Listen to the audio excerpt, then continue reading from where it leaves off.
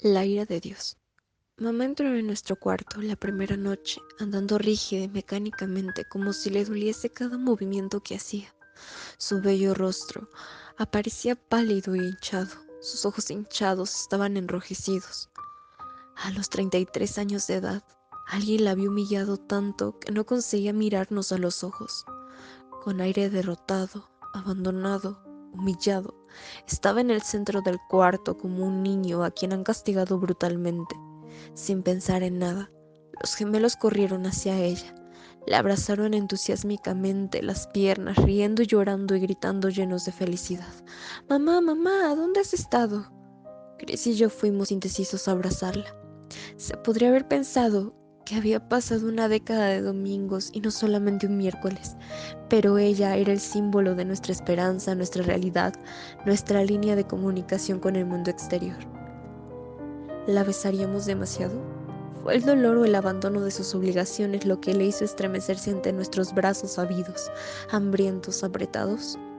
Mientras gruesas y lentas lágrimas resbalaban silenciosamente por las pálidas mejillas, yo pensaba que estaba llorando. Solamente por la pena que le inspirábamos cuando nos sentamos, queriendo todos estar lo más cerca posible de ella. Fue en una de las camas de matrimonio.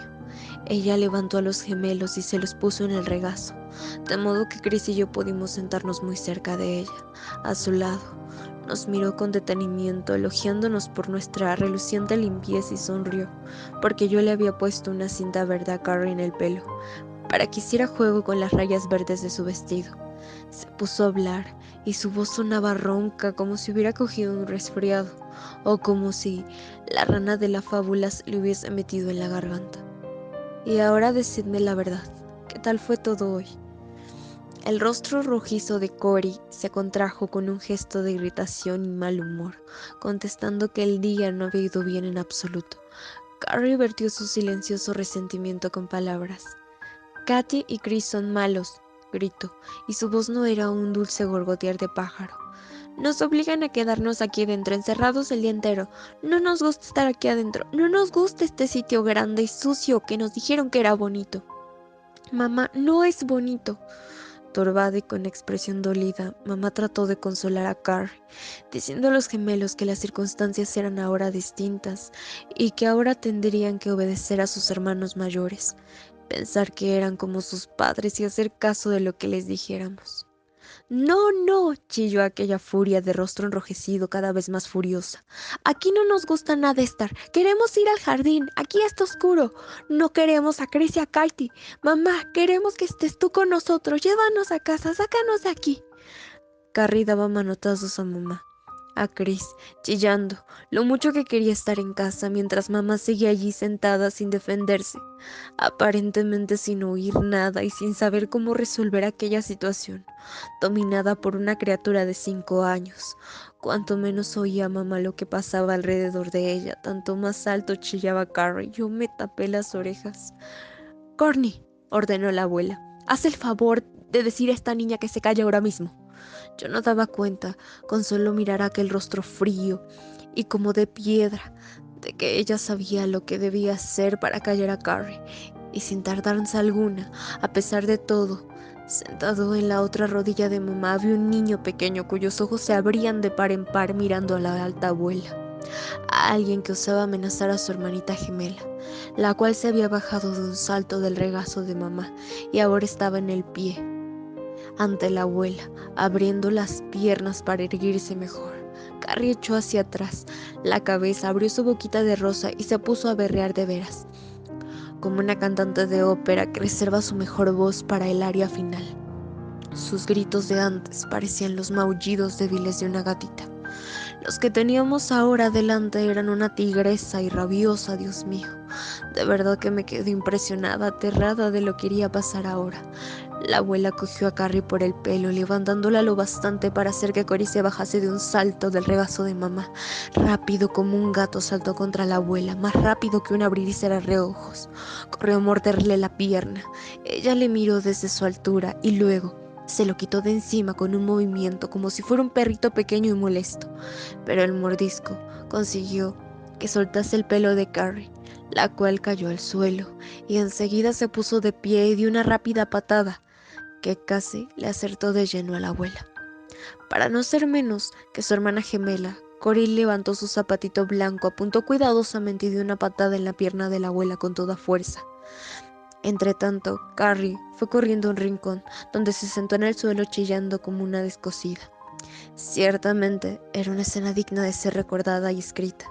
Hasta entonces, Cory no había dicho una palabra o gritado en absoluto, de acuerdo con su carácter resuelto y silencioso, pero nadie iba a hacer daño o amenazar a su hermana gemela. Aun cuando aquel nadie tuviese casi unos 80 de estatura y pesara casi 100 kilos, y Cory era muy pequeño para su edad. Si a Cory no le gustaba lo que estaba ocurriéndole a Carrie o el peligro que podía correr también él, tampoco a la abuela le gustaba nada lo que estaba ocurriendo a ella.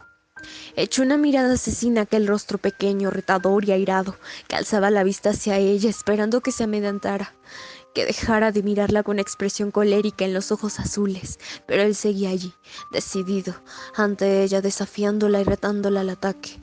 Los labios finos y sin color de la abuela se apretaron en la línea curva y escueta como el lápiz. Levantó una mano grande y pesada, relampagueante, de anillos de diamantes. Cory no retrocedió, y su única reacción ante esta evidentísima amenaza fue acentuar la expresión colérica de su rostro, mientras apretaba los puños con la técnica de un boxeador profesional. Santo Dios, ¿es que creía poder luchar con ella y ganarle? Oí a mamá llamar a Cory con una voz tan sofocada que casi era un susurro. Decidida ya a acabar de una vez, la abuela lanzó contra el rostro redondo y retador del niño una bofetada tan cortante y fuerte que le hizo vacilar. Se echó hacia atrás. Luego cayó de espaldas, pero enseguida volvió a levantarse, dando la vuelta y como dudando si lanzar un nuevo ataque contra aquella enorme montaña de odiosa carne. Su indecisión en aquel momento era penosa. Vaciló, lo pensó, y el sentido común pudo más que la ira. Escapó a donde estaba Carrie sentada, medio atrasándose, medio corriendo, y luego la rodeó con sus brazos, y los dos se arrodillaron apretados el uno contra el otro, mejilla contra mejilla, y él unió sus aullidos con los de ella. Junto a mí, Chris murmuró algo que parecía una oración. Corny, son tus hijos, haz el favor de decirles que se callen inmediatamente. A pesar de todo, los gemelos color de rosa, una vez empezaban a berrear, eran prácticamente imposibles de silenciar. Los razonamientos nunca les afectaban.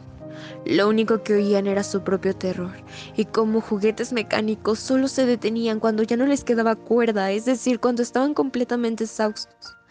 Cuando papá vivía y sabía cómo resolver situaciones de este tipo, solía levantarlos en voladas como sacos, uno bajo cada brazo, y se los llevaba a su cuarto para decirles severamente que se callasen, porque si no se quedarían allí, encerrados y solos, sin televisión ni juguetes ni nada, hasta que no se les oyera más, y sin auditorio que presenciase su reto y oyera sus impresionantes quejidos, sus chillidos. Casi nunca duraban más de unos pocos minutos desde que se cerraba la puerta de su cuarto. Entonces salían del cuarto, todavía de morros, pero suaves y callados, y se acurrucaban en el regazo de papá diciendo en voz baja: lo sentimos. Pero papá estaba muerto, y ahora ya no había un dormitorio lejano en el que encerrarles para que recapacitaran. Este único cuarto era toda nuestra casa, y en el de los gemelos tenían su auditorio preso y atormentado. Siguieron chillando hasta que sus rostros pasaron del rosa al rojo vivo y del rojo vivo al magenta y desde el púrpura. Sus ojos azules se volvieron vidriosos y miraban como sin ver del esfuerzo que hacían. Fue un verdadero espectáculo y bien temerario, por cierto. Se diría que hasta entonces nuestra abuela había estado impresionada por la escena, pero finalmente el encanto, el que fuese, se rompió. Volvió a la vida con aire de gran decisión. Avanzó a grandes pasos al rincón donde los gemelos estaban apretados uno contra otro. Se inclinó y levantó en volada sin piedad por el cuello de los niños que gritaban a todo gritar, manteniéndolos a distancia de ella con los brazos extendidos mientras ellos pataleaban y manoteaban, tratando sin éxito de causar algún daño a su atormentadora. Los gemelos fueron llevados ante nuestra madre, y ahí, una vez dejados caer al suelo como si fueran basura que nadie quiere, con voz alta y firme que dominaba sus berridos, la abuela declaró: en tono seco. Los azotaré hasta que sangren si no consigues tú que dejen de chillar. Así que en este mismo momento, aquella falta de humanidad, más la fría fuerza de tan aterradora amenaza, convenció a los gemelos, como me convenció a mí también, de que la abuela iba a ser ni más ni menos lo que decía. Esta convicción, asombrada y aterradora, hizo que los gemelos se miraran uno al otro y abriendo la boca sofocaron sus gritos. Sabía lo que era la sangre y el dolor que causaban. Era penoso verles tratando tan brutalmente como si a ella le diese igual que se rompiesen sus huesos frágiles o se mayugase su tierna carne. Y finalmente dio media vuelta y le dijo en tono cortante a nuestra madre: Corny, no permitiré que se repita aquí una escena tan repulsiva como esta. Es evidente que tus hijos han sido mimados y que le has permitido todo, y que necesitan urgentemente lecciones de disciplina y obediencia. Ningún niño que vive en esta casa debe desobedecer o chillar o hacer frente a los mayores. ¿Te enteras? Hablarán solamente cuando se les hable a ellos. Obedecerán en el acto lo que yo les diga. Ahora quítate la blusa, hija, y enséñales el castigo que recibirán en esta casa los que desobedezcan. Oyendo esto, nuestra madre se levantó. Ahora parecía más pequeña, sobre sus zapatos de tacón alto, y estaba blanca como la cera. No, suspiró, no es necesario ahora, fíjate, los gemelos ya no lloran, ahora obedecen. El rostro de la abuela se contrajo cruelmente. Corny, ¿es que tienes la osadía de desobedecer? Si te digo que hagas algo, lo harás sin vacilar inmediatamente. Fíjate cómo los has educado, los cuatro mimados y desobedientes. Piensan que chillando lo van a conseguir todo, pero aquí los chillidos no sirven de nada. Lo mejor es que se den cuenta de que aquí no hay piedad para los que desobedecen, infringen las reglas que yo impongo. Esto también tú debes saberlo, Corny. ¿Es que fui débil alguna vez contigo? Incluso antes de que nos traicionaras, ¿permití que tu cara bonita y tus maneras suaves detuvieran mi mano? Me acuerdo de cuando tu padre te quería mucho y salía siempre en tu defensa, pero esos días se acabaron. Le demostraré que eres lo que yo siempre dije que eras, una piltrafa falsa y embustera. Volvió sus ojos duros de pedernal hacia Chris y hacia mí. Sí, la verdad es que tú y tu tío habéis tenido unos hijos muy guapos. Eso te lo confieso, aunque lo cierto es que no deberían haber nacido. Pero también lo que parecen ser seres flojos e inútiles. Sus ojos ruines examinaron a nuestra madre con desprecio, como si hubiéramos sacado de ella todas esas faltas degradantes. Pero todavía no lo había dicho todo. Corny, lo que digo, tus hijos necesitan una buena lección práctica. Cuando vean con sus propios ojos lo que ha ocurrido a su madre, se darán cuenta de lo que les puede pasar también a ellos. Vi a mi madre volverse rígida, enfrentarse valientemente con la enorme mujer que con su altura la dominaba en más de 10 centímetros y que pesaba mucho, mucho más que ella. Si tratas con crueldad a mis hijos, empezó a decir mamá con voz temblorosa, los sacaré de esta casa esta misma noche y nunca los volverás a ver, como tampoco a mí nunca más. Dijo esto en tono desafiante, levantando su bello rostro y mirando con cierta firme determinación a la enorme mujer que era su madre. El desafío de mamá provocó una sonrisa contraída y fría. No, más que una sonrisa era una mueca de desdén. Pues llévatelos esta noche, ahora mismo, y vete también tú, Corny. ¿Crees que voy a preocuparme si no vuelvo a ver nunca más a tus hijos o a ti? Aquella voz de acero anuló toda determinación de mi madre, mientras nosotros la mirábamos. En mi interior estaba llena de alegría. Mamá nos iba a sacar de aquí, nos íbamos. Adiós habitación, adiós ático, adiós millones que no me hacían ninguna falta. Pero mirando a mamá, esperando que diese media vuelta y fuese al cuartito por las maletas, vi, por el contrario, que algo que había en ella, y que era noble y bueno, se desmoronaba. Bajó los ojos derrotada y lentamente su cabeza se bajó también para ocultar la expresión de su rostro, desconcertada y temblorosa también, Vi que la mueca de la abuela se convertía en una gran y cruel sonrisa de victoria. Mamá, mamá, estaba gritando mi alma, no permitas que haga esto. Y ahora, Corny, quítate la blusa. Despacio, contra su voluntad, con el rostro blanco como la muerte, mamá dio media vuelta y mostró la espalda, al tiempo que un doliente escalofrío le bajaba por la espina dorsal. Con gran dificultad fue desabrochándose uno a uno los botones de la blusa blanca. Se la fue bajando con cuidado para mostrarnos la espalda. Debajo de la blusa mamá no llevaba combinación ni sostén y era fácil darse cuenta el motivo. Oía a Chris a mi lado contener el aliento y también Carrie y Corey.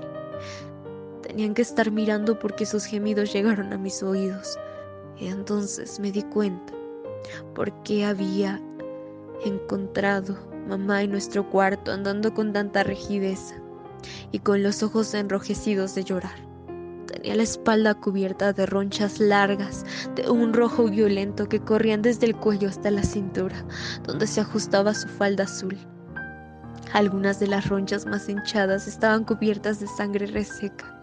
Apenas había 1 centímetro de piel intacta entre las marcas dejadas por el terrible látigo. Sin hacer caso de nuestros sentimientos, sin sentimientos ni sensibilidad ella misma, sin cuidarse de lo que pudiera estar sintiendo nuestra madre, la abuela dio nuevas órdenes. Fijaos bien, niños, y sabed que esas marcas de látigo llegan hasta los pies de vuestra madre. 33 latigazos, 1 por cada año de su vida. 15 latigazos más por cada año que vivió en pecado con vuestro padre. Fue vuestro abuelo quien ordenó este castigo, pero yo fui quien lo propinó. Los delitos de vuestra madre son contra Dios y contra los principios morales de la sociedad en que vivimos. Su matrimonio fue pecaminoso, un sacrilegio, una abominación ante Dios. Y como si eso no bastara, tuvo que tener hijos, 4 hijos salidos del demonio, malos desde el momento mismo de ser concebidos. Los ojos se me salían de las órbitas ante aquellas lastimosas ronchas en la carne suave y tierna que nuestro padre había tratado con tanto amor y cuidado. Vacilaban en la corriente de incertidumbre que me dolía por dentro, sin saber quién o qué era yo. Si tenía derecho siquiera de estar viva en la tierra que el Señor reservaba para los que nacían con su bendición y su permiso. Habíamos perdido a nuestro padre, nuestro hogar, nuestros amigos y nuestras cosas, y aquella noche dejé de creer que Dios era el juez perfecto, de modo que también perdí a Dios, en cierto modo. Quería tener un látigo en las manos para poder golpear con él, como venganza a aquella vieja que de modo implacable nos había arrebatado tanto. Miré la hilera de ronchas ensangrentadas en la espalda de mamá y nunca sentí tanto odio como en aquel momento, ni tanta ira. Odiaba no solamente lo que había hecho a nuestra madre, sino también las feas palabras que habían salido de aquella boca ruin. Aquella odiosa vieja me miró como dándose cuenta de todo lo que sentía. Le devolví la mirada, retadoramente, esperando que viese que renegaba a partir de aquel momento de toda relación de sangre, no solo con ella, sino también con el viejo que estaba en el piso de abajo y que nunca jamás volvería a sentir pena por él. Quizá mis ojos no eran más que un cristal que revelaba todos los engranajes de venganza que se movían en mi interior, prometiendo ponerse en funcionamiento algún día. Quizá viera algo vengativo en los gusanos blancos de mi cerebro, porque sus palabras siguientes fueron dirigidas solamente a mí, aunque las comenzó con la palabra niños. Ya veis, niños, que esta casa sabe ser dura e implacable con los que desobedecen y rompen las reglas. Daremos comida, bebida y techo, pero nunca cariño, comprensión o amor. Es imposible sentir otra cosa que repugnancia por lo que es sano. Obedecer las regulaciones, y no sentiréis mi látigo, ni os veréis privados de lo necesario. Pero si os desobedecerme, no tardaréis en daros cuenta de lo que os puedo hacer y de lo que os puedo quitar. Y nos fue mirando todos uno a uno. Se quería acabar con nosotros aquella noche, cuando aún éramos jóvenes, inocentes, confiados, por no haber conocido otra cosa que el lado bueno de la vida. Quería ajar nuestras almas y dejarnos encogidos y secos, quizá incapaces de volver a sentir jamás orgullo. Pero no nos conocía. Nadie podría conseguir que yo odiase a mis padres.